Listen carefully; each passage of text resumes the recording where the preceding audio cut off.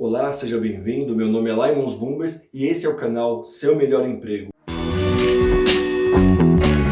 Nas pesquisas que eu fiz recentemente, eu percebi que números de afastamentos no INSS vêm aumentando gradativamente, cada vez mais, ano após ano, vem aumentando e muitos desses fatores têm a ver com qualidade de vida no ambiente de trabalho. É disso que eu quero falar com você um pouco nesse vídeo. Qualidade de vida no trabalho é muito voltado à questão de saúde. E se nós pesquisarmos, nós vamos perceber as principais causas de afastamento de profissionais, de funcionários para o INSS, uma escala muito grande de pessoas sendo afastadas, ficando acometidas de doenças, muitas vezes incapacitadas de trabalhar e de prover para sua família.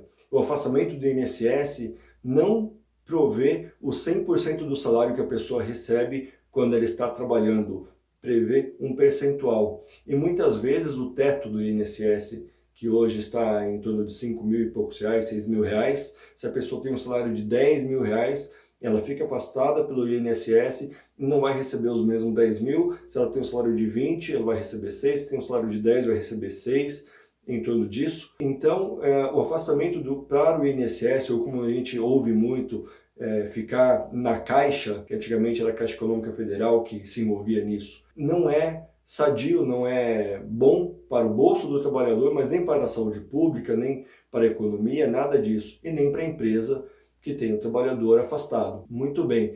O que eu quero dizer com isso? Muito do que as empresas fazem para voltar-se para a saúde do trabalhador, para a qualidade de vida do trabalhador, muitas vezes não é suficiente, porque o trabalhador também não assume a sua parte da responsabilidade nesse todo. E eu quero dizer com isso que nós brasileiros temos essa mania de não nos tratarmos, não irmos ao médico tratar de doenças quando elas estão no início. Muitas vezes quando nós vamos a um médico, a um hospital, nós já estamos sentindo sintomas agudos de alguma doença que nós estejamos e nem sabemos de fato que doença é essa. Se nós avaliarmos planos de saúde, eles trabalham com afinco cada vez mais tentando tratar a prevenção de doenças, de afastamentos do trabalhador. Não é à toa que grandes centros de atendimento trabalham de forma como telemarketing, de forma de teleatendimento, para acompanhar pessoas que têm aí mapeada a sua pressão alta, as suas comorbidades, as doenças pré-existentes. E qual é o intuito desses planos de saúde? Fazer com que eles evitem que aquela pessoa se adoeça mais, piore e vá parar numa UTI, por exemplo. E isso agrava muito, é muito caro para os planos de saúde manter uma pessoa numa UTI, fica muito mais barato trabalhar o preventivo disso. Mas como eu e você podemos olhar para tudo isso e entender que não vale a pena ficar afastado pelo INSS e o que nós podemos fazer por nós mesmos e até por nossos colegas de trabalho para melhorar isso? Quero falar um pouco contigo sobre essas e outras questões que nós nos deparamos em relação à qualidade de vida no ambiente de trabalho. Se você parar para pensar o quanto de estresse nós já temos, os problemas que nós carregamos do nosso dia a dia, já problemas pessoais, das nossas rotinas, e isso somado ao ambiente muitas vezes e comumente estressante de ambiente de trabalho, essa força toda que nós fazemos de trabalho, o estresse total que nós recebemos de problemas que nós carregamos, isso se agrava, isso soma e agrava as doenças. Eu quero falar de uma delas, ou algumas delas, que estão entre os principais afastamentos de funcionários, de trabalhadores no ambiente de trabalho, aqui no Brasil e no mundo afora também, que são as doenças relacionadas a questões emocionais, como por exemplo a depressão ou o transtorno de ansiedade generalizado, síndromes do pânico, entre outras, ou até mesmo a síndrome de burnout. Essas doenças, todas elas relacionadas a questões psicológicas, emocionais, psíquicas, elas muitas vezes se desenvolvem de forma grave porque não são tratadas. As pessoas entendem que ir a um psiquiatra, a um psicólogo, é questão para quem é louco, isso não é para mim. Se nós estivéssemos falando disso há 20, 30 anos atrás, talvez ainda faria algum sentido essa falta de conhecimento sobre esses profissionais, psicólogos, psiquiatras, mas nós estamos em 2020 e ainda se segue dessa forma, as pessoas não entendendo que um psicólogo, um psiquiatra pode tratar muito bem dessas questões. E quando elas chegam nesses profissionais, elas já chegam com as doenças muito agudas, com uma gravidade maior, porque não trataram os primeiros sintomas. Então é importante você prestar atenção em você mesmo, se conhecer e entender o que está tendo de errado em você. Pode ser a soma de tudo isso, do estresse no trabalho, do estresse das questões pessoais, os problemas que envolvem tudo isso, toda a nossa vida, e tem causado esses sintomas e você não vai percebendo, você deixa os sintomas evoluírem para algo maior. Outra questão bem importante são as lesões por esforço repetitivo, ou LER, a sigla para essas doenças, como a tendinite, por exemplo, é uma outra causa de afastamentos, e afastamentos às vezes incapacitando a pessoa para continuar trabalhando para o resto da vida. Fora acidentes de trabalho, pela falta do uso correto do equipamento de segurança, o EPI, e entre tantas outras questões. Então, se você está trabalhando, está no ambiente de trabalho, está se sentindo estressado, toma cuidado nos primeiros sintomas. Não espere isso se tornar algo grande, algo que fuja do seu controle. Certa vez eu estava conversando com um colega de trabalho e ele me relatava tudo que ele estava sofrendo e os médicos que ele tinha passado. E eu conversei com ele, lembrando algumas coisas que eu passei. E na época eu tive síndrome do pânico. Por algum tempo fiz o tratamento, tomei medicamentos e melhorou muito a minha qualidade de vida, voltei a trabalhar e segui a minha vida normalmente. E acontece que eu conversando com aquela pessoa, ouvindo primeiro os relatos dela e os médicos que ela já tinha ido, cardiologista, e indo em clínico geral, indo parar no pronto-socorro por diversas vezes, eu conversei com ela e sugeri, será que o que você está passando lembra muito o que eu passei? Será que não era o caso de você procurar um psiquiatra, procurar um psicólogo e verificar se não faz sentido? E relata o seu caso, quem sabe não é por aí uma porta de saída para encontrar a causa dos seus problemas e ser bem diagnosticado para fazer um tratamento correto. Pois bem, passado dali uns 2, 3 dias, chega para mim que aquela pessoa estava dizendo a outras, olha, o Lemons disse que eu sou louco, ele me sugeriu um psiquiatra, Lemons acha que eu sou louco. Entende como as pessoas distorcem aquilo que a gente fala, e principalmente quando se trata das questões voltadas para a psiquiatria, para a psicologia, para um tratamento que às vezes poderia ser simples e a pessoa, por ignorância, no sentido de não conhecer, não entender, evita o tratamento, o diagnóstico correto, e quando chega, como eu disse, até esses profissionais, chegam lá já com a doença alastrada, com a doença mais aguda, com a doença precisando de um tratamento muito mais intenso, e isso vai levar ela ao afastamento pelo INSS, a qualidade de produtividade dela já está bem abaixo há muito tempo. Então, isso poderia ser evitado se ela olhasse um pouco mais para si, logo no início. É importante, então, olhe para você, perceba você no seu dia a dia de trabalho, quais são esses gatilhos emocionais que te tiram do seu eixo, que fazem toda essa angústia aumentar, toda essa ansiedade aumentar, esse pânico, esses momentos em que você percebe que isso tende a aumentar. Assim também, as lesões por esforço repetitivo poderia ser evitada simplesmente se você fizesse ginástica laboral. Aí você de repente vai falar, poxa, mas a minha empresa não tem ginástica laboral, não tem um profissional de educação física, que seria o ideal que tivesse um profissional de educação física, um profissional de qualidade de vida no trabalho, trabalhando com os profissionais e fazendo ali alguns exercícios em alguns momentos do dia, 1, 2 vezes no dia, enfim.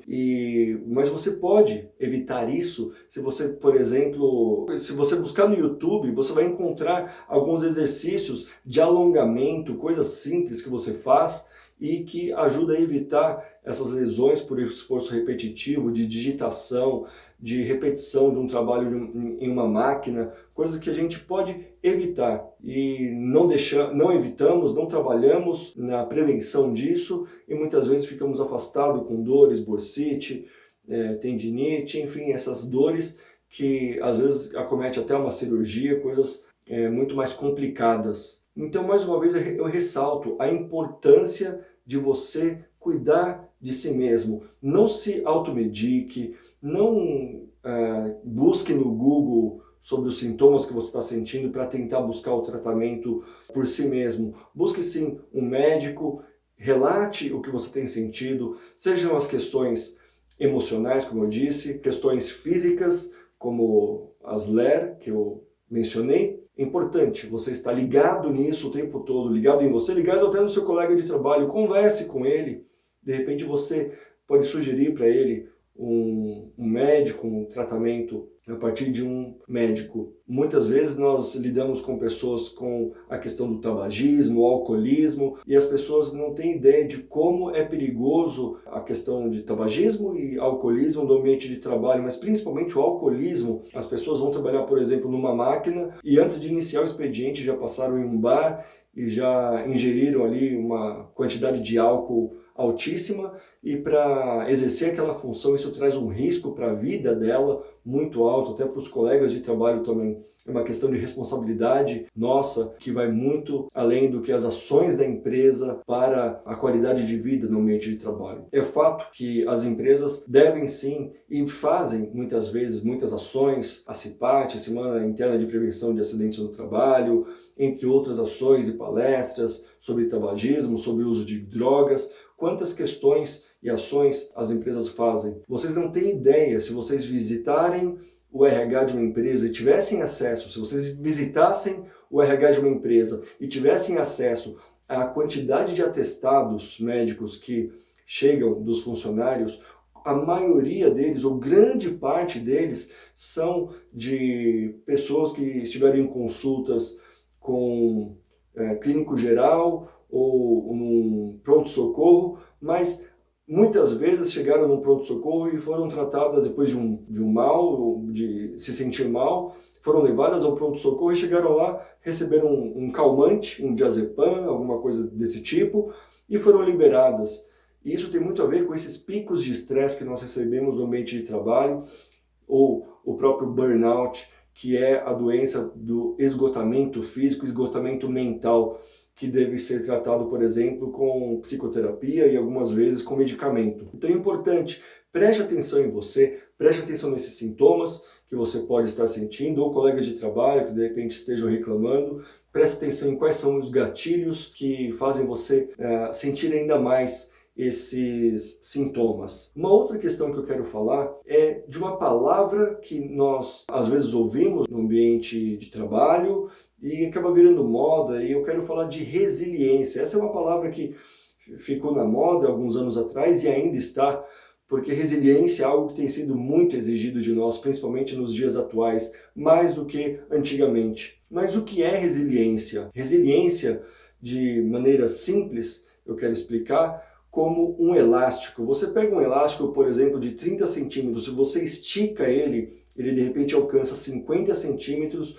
o elástico esticado, ele está sendo resiliente, ele está sendo firme para aguentar ser esticado e não romper. Isso é a resiliência do elástico. Para o ser humano, seria a ideia de o ser humano sendo colocado sob uma situação de estresse, uma situação de trabalho árduo e cansativa, ele está sendo resiliente e ele não se rompe, porque se ele se rompe, ele está indo para no médico com uma dessas doenças que eu disse, esses sintomas ficam muito mais aparentes e visíveis ou perceptíveis, mas a diferença é que quando você solta o elástico que está aqui esticado com 50 centímetros, ele volta a ter 30 centímetros.